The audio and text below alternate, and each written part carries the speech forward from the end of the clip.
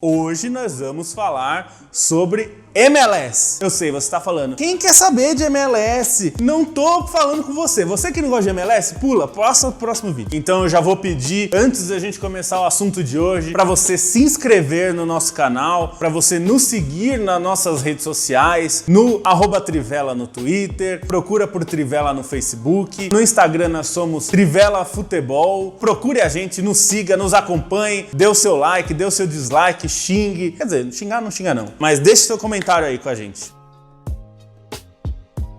Salve, salve amigos da Trivela, estamos aqui para mais um vídeo. A gente vai falar hoje sobre por que não há rebaixamento na MLS. Sempre vem alguém perguntar por que não há rebaixamento numa liga de futebol como é a MLS. Então primeiro a gente tem que entender como funcionam os esportes americanos que trabalham com premissas bastante diferentes do que a gente está acostumado no resto do mundo. Para começar, o futebol nos Estados Unidos, a MLS e todas as ligas que vieram antes da MLS não estão subordinadas à Federação Americana de Futebol. O que significa isso? Significa que qualquer um, tô dizendo qualquer um mesmo, você, se você estiver lá nos Estados Unidos e tiver um green card, porque isso é mais ou menos importante, né? Você pode fundar uma liga. Você pode fundar uma liga de futebol hoje, morando lá, sendo cidadão americano e concorrer com a MLS, sem problemas. Ninguém vai te impedir. Não existe liga pirata. Todas as ligas são válidas. Tanto que há várias ligas nos Estados Unidos. A maioria delas não são profissionais, mas existem ligas dos mais diversos tipos, nos mais diferentes lugares. E isso porque no esporte americano, todas as ligas nascem como entidades privadas, que não têm uma ligação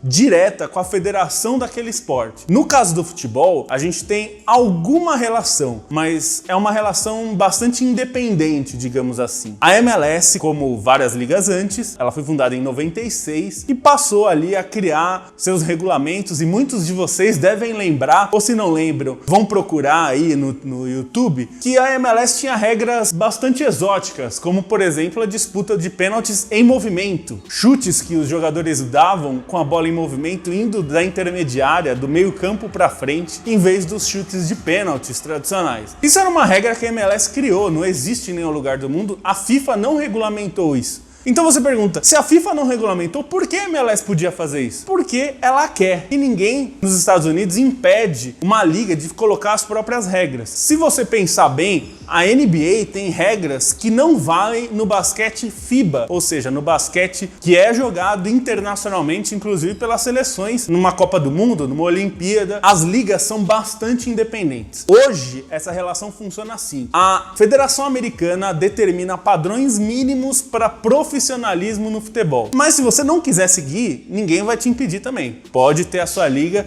inclusive pode gerar muito dinheiro, pode ficar milionária e a FIFA não vai te barrar. O máximo que pode acontecer é se a sua liga for muito grande e tiver jogadores muito bons, provavelmente eles não vão poder jogar a Copa do Mundo. Mas se isso acontecer, provavelmente a federação vai chegar nessa liga e tentar criar ali alguns parâmetros para atender os requisitos da FIFA. Então esse é o motivo inicial, digamos assim, é uma estrutura diferente.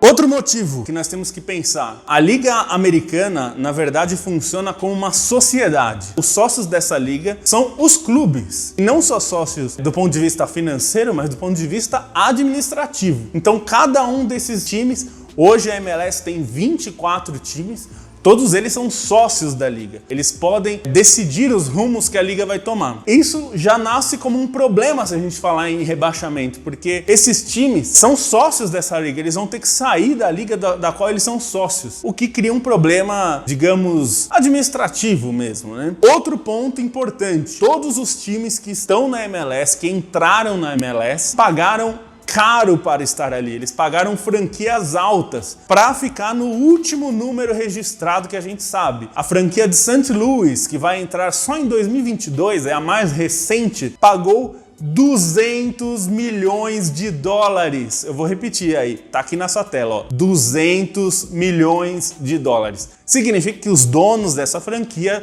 desembolsaram essa baita grana só para entrar na liga. Então pense o seguinte, esses caras pagaram tudo isso para estar na MLS e aí, por causa de um ano ruim, eles caem para uma liga que não tem os mesmos rendimentos da MLS. Como que faz? Esse já é um outro problema.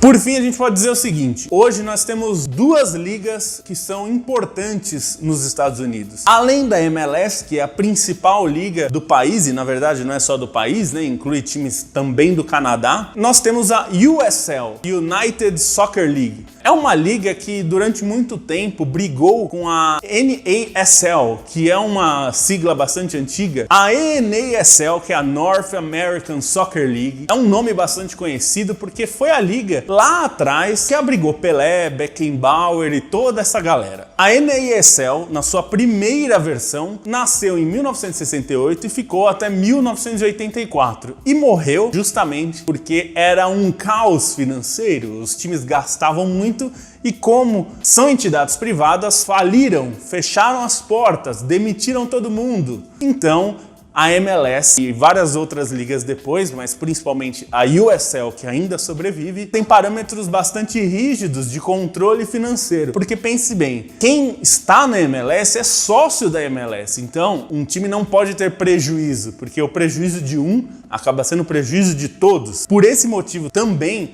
é preciso que a MLS crie uma espécie de zona segura. Então, se um time que é da MLS, que tem os seus ganhos garantidos de TV, de patrocínios, de fornecedor de material esportivo, se ele fosse, digamos, rebaixado para uma liga secundária como é hoje a USL, essas receitas cairiam muito. E isso criaria um grande problema, porque esse time pagou muito dinheiro para estar lá.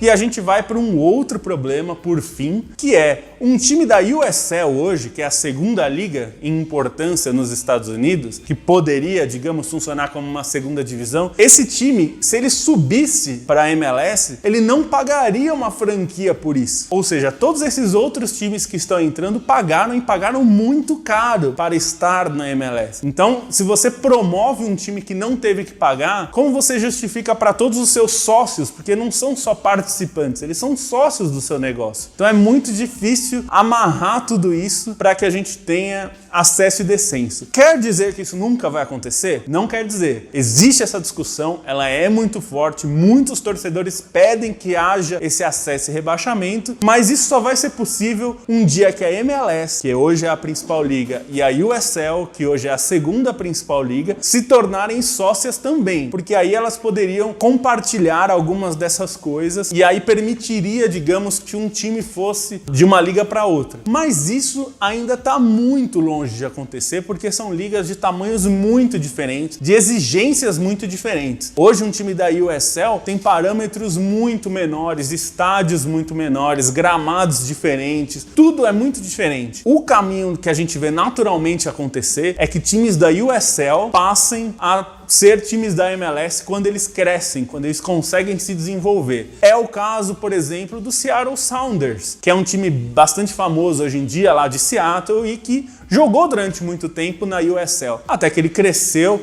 se tornou maior que a USL, tinha capacidade, tinha torcida, tinha pessoas interessadas em acompanhar, e aí ele conseguiu uma franquia na MLS. Mas não é sempre que isso acontece. Muitos dos times que estão hoje na MLS subiram desse modo, digamos. Então é uma espécie de acesso, embora não haja o rebaixamento. A gente ainda não viu times serem rebaixados, a gente já viu times acabarem, né? Alguns times faliram ou preferiram fechar as portas, mas não com rebaixamento para uma liga inferior. São muitos os fatores que tornam esse assunto de acesso e rebaixamento bastante complicado nos Estados Unidos. E aqui a gente trouxe um parâmetro para você entender um pouco como funciona isso numa liga americana. Espero que você tenha gostado. Se você tiver mais dúvidas, mande aí o seu comentário, a gente vai procurar responder cada um de vocês e esperamos que vocês gostem de todos os nossos vídeos aqui no canal, beleza? Muito obrigado a todos e até a próxima.